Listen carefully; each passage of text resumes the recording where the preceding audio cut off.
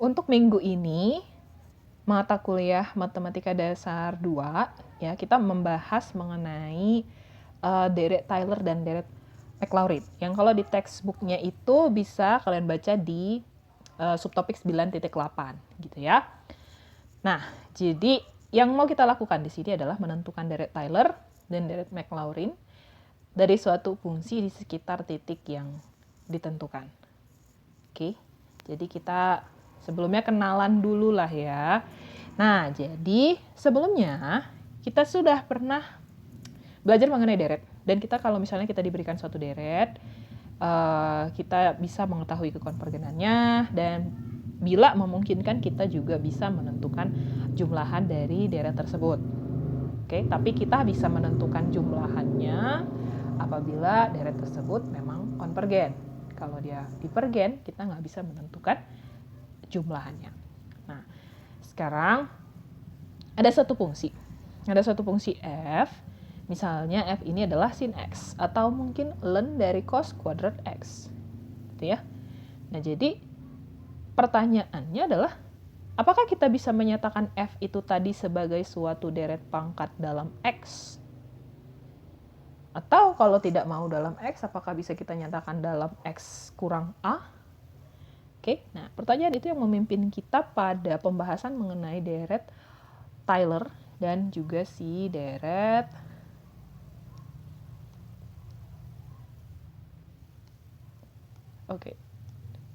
ini agak susah ya. Oke. Nah, pertanyaan itu tadi yang membawa kita kepada pembahasan mengenai deret Tyler dan juga deret McLaurin. Nah, oke. Jadi, misalnya tadi ya kita punya fungsi fx. Fx itu kita uraikan sebagai suatu deret pangkat. Fx sama dengan C0 tambah C1 X kurang A, C2 X kurang A pangkat 2, C3 X kurang A pangkat 3. Gitu ya. Nah, terus udah gitu X itu berada di sekitar A. Kalau sekarang sudah tahu penjabarannya seperti demikian, menjadi pertanyaan adalah nilai dari masing-masing C0, C1, C2, C3 ini berapa? Oke. Nah, nilai dari C0, C1, C2, C3 dan seterusnya ini berapa? Kenapa demikian? Karena kita menginginkan supaya deret kita ini konvergen ke suatu fx. Oke, kita menginginkan supaya deret kita ini konvergen ke suatu fx. Seperti yang tadi saya sudah bilang sebelumnya, kalau deret ini konvergen, maka kita bisa menentukan jumlahannya. Efeknya adalah kalau kita bisa menentukan jumlahannya, maka kita bisa menentukan fx-nya. Gitu. Bahkan kalau misalnya fx ini suatu fungsi yang rumit, nah itu kita tetap bisa tentuin fx-nya. Kayak gitu. Oke.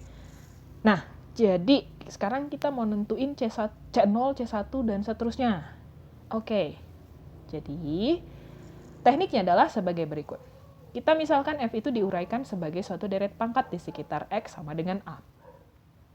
Ya. Ini kita tuliskan kembali yang tadi si deret pangkat kita tadi. Terus kita turunkan terhadap x. Jadi turun pertama dari fx adalah sedemikian C1 ditambah 2C2 X kurang A. Datangnya dari mana? C0 itu kan konstanta. Kalau diturunkan terhadap X ini jadi 0. Jadi nggak usah ditulis lagi. Terus yang ini juga gitu kan. C1 X kurang A. X kurang A kalau diturunkan terhadap X hasilnya 1. 1 dikali C1 sama dengan C1. Nah, yang di sini juga demikian. Jadi ketika kamu punya C2 X kurang A pangkat 2 diturunkan terhadap X, tentu ini 2, jadi ke depan 2C2 X kurang A, pangkatnya kurang 1, X kurang A. Pakai aturan rantai kan gitu. Ini juga gitu ya. C3 X kurang A pangkat 3. Pakai aturan rantai, kalau diturunkan berarti 3 C3 X kurang A pangkat 2. Dan seterusnya. Terus cari turunan kedua. Jadi turunan pertama ini turunkan lagi sekali lagi. C1 diturunkan dia dapat 0. Kemudian yang ini 2C2 X kurang A diturunkan dia jadi 2C2. 3C3 X kurang A pangkat 2 diturunkan dia jadi 3 kali 2 kali C3 X kurang A. Oke, 3 kali 2 kali C3 X kurang A. Next, untuk yang ini juga gitu ya. 4C4 X kurang A pangkat 3 kalau kamu turunkan 4 kali 3 kali C4 X kurang A pangkat 2. Sehingga ya Kalau mau menentukan turunan ketiga, ini nanti jadi 3 kali 2 kali 1. Kita tahu bahwa 3 kali 2 kali 1 merupakan 3 faktorial. Nah, ini juga gitu kan ya? Ada 4 kali 3 kali 2 yang sama dengan 4 faktorial. Lanjutannya kalau tadi di sini ada 5 kali 4 kali 3, ya, 5 kali 4 kali 3 gitu kan. Oke, itu akan menjadi, maksud saya kalau misalnya tadi di sini ada dilanjutin sama C5 gitu ya, dari turunannya nanti kan jadi 5 kali 4 kali 3. C5 X kurang A pangkat 2 gitu ya. Oke, nah. Dan seterusnya. Kalau misalnya kita substitusi nilai X tadi sama dengan A, apa yang terjadi? Ya, kita substitusi X-nya sama dengan A. Berarti ini kan dianggap X-nya sama dengan A dikurang A sama dengan 0. So, ini 0 dikali 2C2. Habis dong, ya enggak? Nah, di sini juga sama. X-nya sama dengan A dikurang A sama dengan 0. 0 pangkat 2 sama dengan 0. 0 kali 3C3 hasilnya adalah 0. Sama, di sini juga jadinya 0. Di sini, apa yang terjadi? Hal yang sama juga terjadi. X kurang A hasilnya 0 dikalikan dengan apapun yang di sebelahnya itu pasti hasilnya jadi 0. Ini juga X kurang A pangkat 2. X sama dengan A, 0. Ya kan? 0 kali entah siapapun yang di sebelahnya dia hasilnya jadi 0. Ini juga begitu, ini juga begitu. Oke, mulai terlihat polanya bahwa turunan pertama dari fx sama dengan C1, turunan kedua dari fx sama dengan 2C2, turunan ketiga dari fx sama dengan 3 faktorial C3 untuk substitusi X yang sama dengan A. Nah, jadi ini udah lebih terlihat polanya ya, bahwa kalau tadi di C0, kebetulan di sini tadi dikasih C0 nggak? Oke, harusnya di sini juga ya, di C0-nya juga ya. Tapi sama juga, X sama dengan A, ini akan jadi 0, ini akan jadi 0. So, yang tersisa adalah fx sama dengan C0. Nah, dituliskan kembali, jadi di sini kita punya C0 sama dengan FA. C1 sama dengan turunan pertama FA. C2 sama dengan turunan kedua FA bagi 2 faktorial. C3 apa? Turunan ketiga FA bagi 3 faktorial. Sehingga kita punya bentuk umum ini. Biar lebih gede. Bahwa Cn, ya, yang tadi kita mau cari itu, merupakan bentuk yang dicari dengan rumus turunan ke n dari FA dibagi n faktorial. Gampang kan? Ya, Cn bisa dicari dengan bentuk umum yang rumusnya diberikan oleh turunan ke n dari FA dibagi n faktorial. Gampang sekali. Nah, jadi gini dia. F itu, kalau misalnya dia bisa diuraikan sebagai deret pangkat yang tadi diberikan ini, F akan mempunyai turunan pada setiap orde. Oke, di mana nilai masing-masing C-nya berjalan dari 0, 1, 2, 3, dan seterusnya ditentukan oleh rumus sebagai berikut. Bahwa Cn sama dengan turunan ke n dari FA dibagi n faktorial. Sebagai catatan bahwa turunan ke 0 dari FA itu merupakan FA sendiri. Artinya fungsi yang belum diapa-apain, masih fungsi original dan belum dicari turunannya. Nah, kemudian n faktorial, ini bukan n faktorial, harusnya 0 faktorial ya. 0 faktorial sama dengan 1. Ingat ya. Oke, next.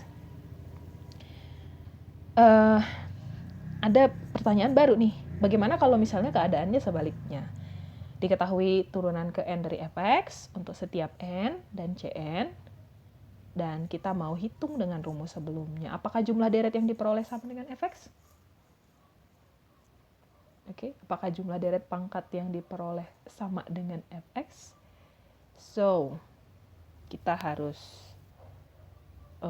bisa pastiin ya. Jadi kita bekerja sekarang dari si deret pangkatnya dulu. Nah, jadi perhatikan.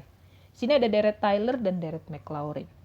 Untuk Taylor sendiri, ya, pada suatu persekitaran X sama dengan A, diberikan deret pangkat yang diuraikan sebagai berikut. Jadi ada FA tambah turunan ke-1 dari FA dikali X kurang A, tambah turunan kedua dari FA dibagi 2 faktorial, kali dengan X kurang A pangkat 2, tentu kalian tahu lanjutannya apa, turunan ketiga dari FA dibagi 3 faktorial, X kurang A pangkat, pangkat 3, gitu ya, dan seterusnya. Nah, ini kalau Tyler. Nah, Tyler sama Maclaurin itu ngebedainnya hanya di A-nya.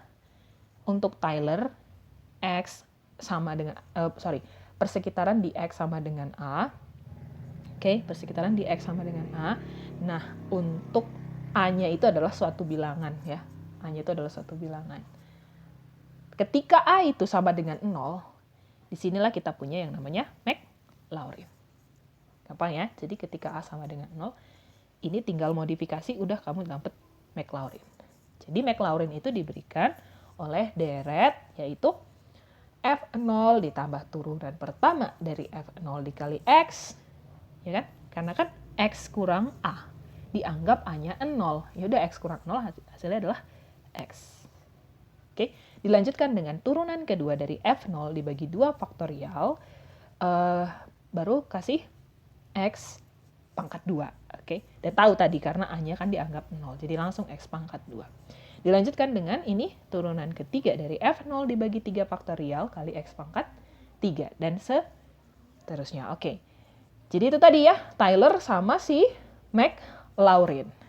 Oke, sudah kenalan dengan Tyler sama Maclaurin nih. Sekarang kita mau lihat rumus Tyler dengan sisa. Ada satu fungsi f yang mempunyai turunan ke n plus 1 pada selang terbuka, dan selang terbuka itu juga memuat titik A. Untuk masing-masing x di dalam interval tersebut berlaku sebagai berikut ya, bahwa fx-nya itu diuraikan sebagai deret pangkat yang tadi diberikan oleh si Tyler tadi, oke, sampai dengan ke n. Ya, sampai dengan orde yang ke n. Nah, di ujung dari deret itu akan ada sisa. Akan ada sisa yang dinotasikan oleh Rnx.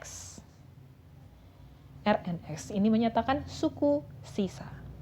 Nah, suku sisa itu rumusnya adalah ini. Ya. Turunan ke n plus 1 dari Fc, oke, dibagi n plus 1 faktorial X kurang A pangkat n plus 1. Nah, perhatikan kita pakai di sini C ya, bukan A. Nah, C ini apa? C adalah suatu titik di antara X dan A. Kenapa demikian? Karena khusus yang ini adalah suku sisa, gitu. Oke, dia adalah suku sisa. Nah, oke. Jadi, yang mau saya bilang gini, kalau ternyata suku sisanya ini sama dengan 0, ya, di bagian sini suku sisanya ini sama dengan 0, maka si deret dari fungsi yang diberikan tadi, deret dari fungsi f yang diberikan tadi, itu akan sama dengan si Tyler yang kasih rumus yang ini tadi. Gitu. Oke. Nah, jadi itu menjawab pertanyaan yang tadi sebelumnya, yang katanya apa tadi? Diketahui ya turunan ke n dari fx untuk setiap n. Nah, terus sudah gitu apakah jumlah deret pangkat ini akan sama dengan fx? Nah, jadi jawabannya adalah akan sama dengan fx apabila suku sisa ini tadi adalah 0. Kayak gitu ya. Oke. Nah, sekarang kita punya yang namanya teorema Tyler. Teorema Tyler menyatakan bahwa kalau misalnya kamu punya fungsi f dan fungsi itu mempunyai turunan di setiap orde di selang A dikurang RA plus R. Oke. Jadi untuk setiap X yang berada dalam interval I ini tadi akan berlaku fx sama dengan ya kan FA gitu ya, ditambah turunan pertama dari FA dikali X kurang A ditambah turunan kedua dari FA dibagi 2 faktorial kali X kurang A pangkat 2 dan seterusnya. Ya, dan seterusnya. Jadi ini dibiarin ini sampai tak hingga. Oke, ini dibiarin sampai tak hingga.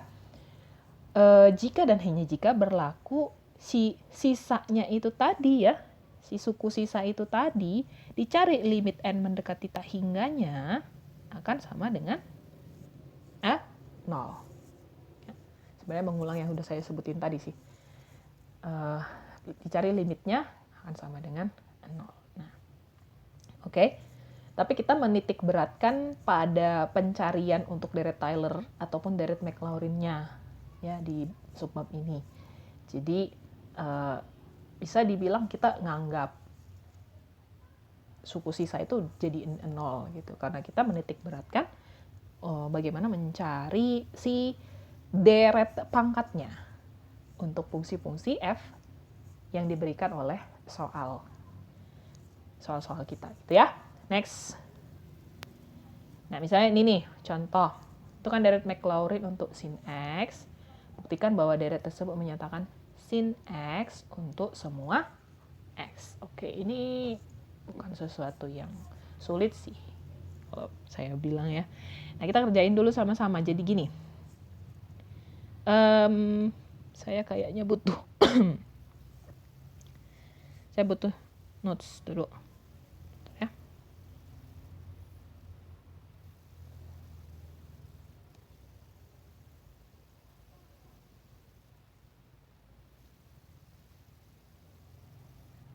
Oke, dia. Ditanya deret Maclaurin untuk Maclaurin. Apa tadi fungsinya? Sin x. Oke. So, fx-nya adalah sin x. Biar gampang kita bikin pakai tabel ya. Jadi tentuin tentuin f ke n, fx, dan tentukan f ke n 0 karena kita kerja dengan Laurin. Jadi a-nya sama dengan x-nya a-nya ya, a-nya sama dengan 0. Oke, good. Jadi sekarang ini saya bikin jadiin tabel kayak gini. Oke. So, untuk n berjalan dari 0, 1, 2, 3, 4 kita batasin aja sampai 5 ya. Oke. Jadi fungsi awal tadi apa? Sin x kan? Oke. Turunan pertama dari sin x adalah cos x. Turunan kedua dari sin x alias cos x yang kamu turunkan sekali lagi adalah negatif sin x. Ya, gampangnya dari ini sebelumnya aja, dari baris sebelumnya aja kamu turunin gitu. Kemudian kalau negatif sin x kamu turunkan, hasilnya menjadi negatif cos x. Oke. Negatif cos x kamu turunkan menjadi apa? Sin x. Balik lagi. Sin x diturunkan jadi cos x. Good. Oke. Nah, dilanjutkan dengan kalau misalnya kamu substitusi x-nya jadiin 0. Ya. F ke n pada saat x-nya sama dengan 0. Ini aja ganti jadi 0 si x-nya ini. Sin 0 sama dengan 0. Cos 0 sama dengan 1. Minus sin 0, yaitu 0 ya. Mau digimanain juga dia tetap 0 walaupun ada tanda negatif. Kita nggak peduli, tetap 0 ya. Terus yang ini negatif cos 0. Negatif 1 ya, hati-hati. Kalau hitungannya seperti itu. Terus sin x, ya sin 0 berarti hasilnya 0. Kemudian kita ketemu cos 0 yang hasilnya adalah 1. Oke, supaya memudahkan penulisan untuk deretnya nanti saya sarankan cari aja Cn. Cn yang tadi rumusnya ini loh.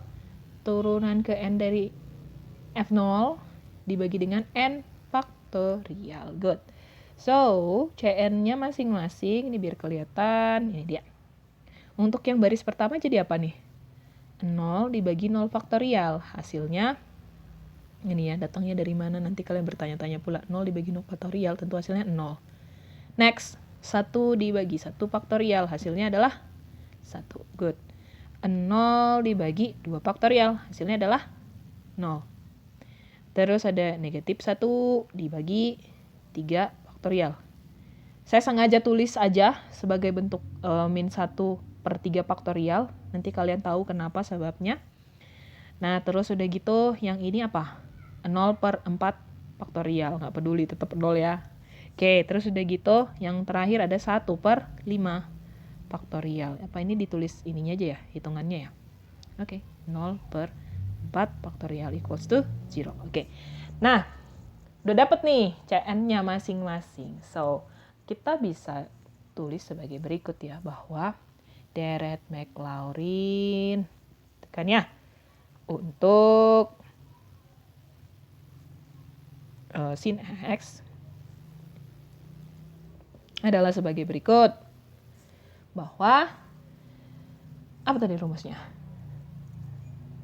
C0, ya enggak? Oke, saya tulisin aja kali ya. Jadi ada C0 alias 0 ditambah C1 dikali X. So, ada 1 kali X. Ditambah C3 kali X pangkat 2, gitu kan? 0 kali X pangkat 2. Dilanjut sama untuk C4 berapa tadi? Min 1/3 faktorial X pangkat 3. Oke, dilanjut sama 0 kali X pangkat 4. Terus kita punya 1/5 faktorial X pangkat 5 dan seterusnya. Oke, ini deret Maclaurin untuk sin X.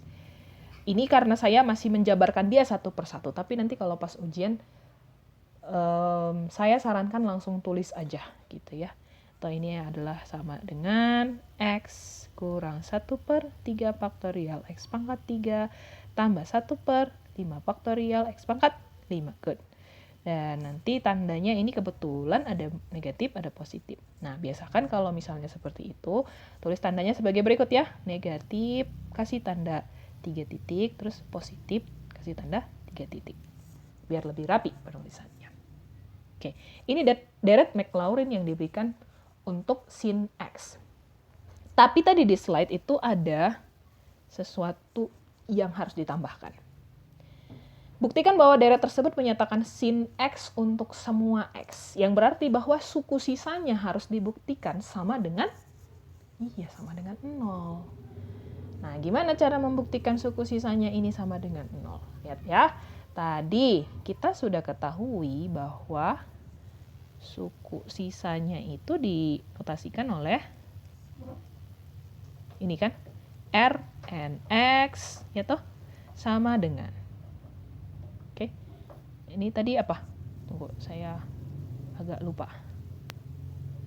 Oke, F ke N plus 1, C per N plus 1 faktorial. Oke. F ke N plus 1 dari C per N plus 1 faktorial. Ya, terus dikali sama apa tadi? X pangkat ya? N plus 1. Nyontek lagi, biar yakin. Oh, X kurang A pangkat N plus 1. Tapi karena A-nya sama dengan 0, kita bisa tulis X pangkat N plus 1 aja ya. Nah, perhatikan di sini. Satu hal yang pasti adalah bahwa C kamu ini pasti kurang dari 1. Oke, C ini akan kurang dari 1. Dia itu berada di sekitaran X dan A. Gitu. C ini berada di sekitaran, ini saya bikin di kotak sendiri, X dan A. A, X lah ya.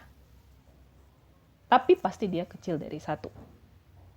Nah, kalau kamu cari limitnya, ya, artinya limit N mendekati tak hingga dari mutlak Rn X, oke, ini akan kecil dari sama dengan limit N mendekati tak hingga dari mutlak X pangkat N plus 1 per N plus 1 faktorial. Tahu dari mana? Karena ini kan tadi kecil dari 1, C-nya kecil dari 1. Entah berapapun itu. Yang menyebabkan tanda kita ini pun jadinya kecil sama dengan dong. Kan gitu kan? Kecil sama dengan. Nah, sekarang pertanyaannya di sini nih.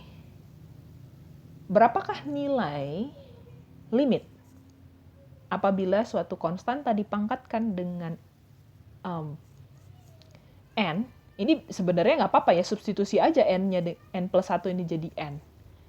N plus 1 kan ya samanya dengan n plus 1 faktorial, pangkat n plus 1. Nah, pertanyaan saya adalah, kalau misalnya ada satu konstanta yang dipangkatkan dengan n, kemudian dibagi dengan n faktorial, limitnya jadi apa kira-kira? Untuk n mendekati tak hingga. Betul sekali, 0 kan gitu kan. Sederhananya sesuatu yang kalau dibagi dengan tak hingga akan menjadi 0 gitu. Nah, ya berarti kita bisa pastiin bahwa suku sisanya itu akan sama dengan 0. Gitu. Suku sisanya akan sama dengan 0. Sehingga kita ini tentu akan berlaku untuk setiap X bilangan real. Nah, ini kita bisa pastikan untuk setiap X bilangan real. Sehingga kita boleh tulis ya, si fx tadi yang sama dengan sin X, ini akan sama dengan X dikurang 1/3 faktorial X pangkat 3 tambah 1/5. Faktorial, saya lupa. X pangkat 5 gitu ya. Nah, ini tadi tandanya negatif, terus ada positif. Selesailah pekerjaan kita. Oke, itu ya. Nah, nanti kalian bisa coba juga untuk menentukan cos X, terus ada juga hiperbolik ya, sin hiperbolik X, sama cos hiperbolik X. Sebenarnya ini ada di buku, nanti kalian baca lagi ya, yang di 9.8 ya. Oke.